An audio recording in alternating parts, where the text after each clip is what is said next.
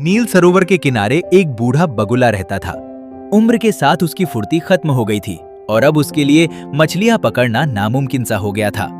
भूख से बेहाल बगुले ने एक भयानक योजना बनाई। एक सुबह बगुला तालाब के किनारे अपनी एक टांग पर खड़ा होकर फूट फूट कर रोने लगा।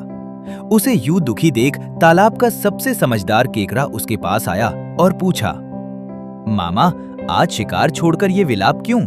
क्या बात है? बगुले ने लंबी आह भरी और कहा, बेटा, अब शिकार की चिंता किसे है? मैंने सुना है कि आने वाले 12 सालों तक यहाँ वर्षा नहीं होगी। ज्योतिषियों का कहना है कि ये तालाब बहुत जल्द सूख जाएगा। मुझे दुख इस बात का है कि मेरे देखते देखते मेरे बचपन के साथी ये मासूम मछलियां और तुम सब प्यास से तड़प तड़प कर मर जाओगे। ये खबर जंगल की आग की तरह पूरे तालाब में फैल गई।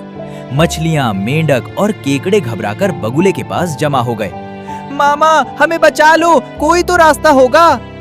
बगुले ने अपने पंख फड़फड़ाए और कहा, यहाँ से कुछ कोस दूर एक अक्षय सरोवर है जो कभी नहीं सूखता।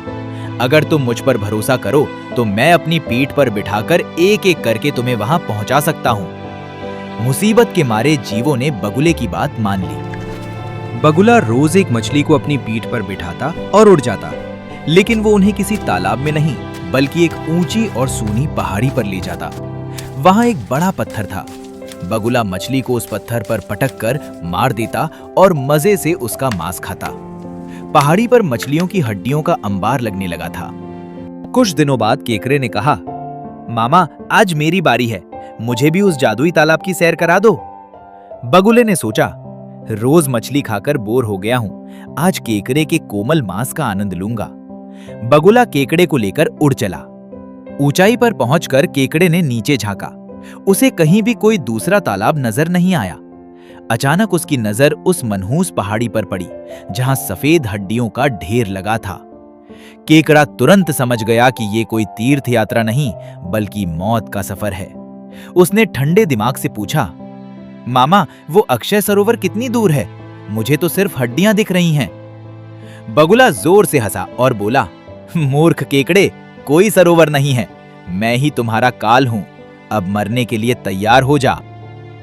जैसे ही बगुला उसे पत्थर पर पटकने के लिए नीचे झुकने लगा, केकड़े ने आओ देखा ना ताओ अपने आरी जैसे मजबूत और नुकीले पंजों को बगुले की लंबी गर्दन पर टिका दिया।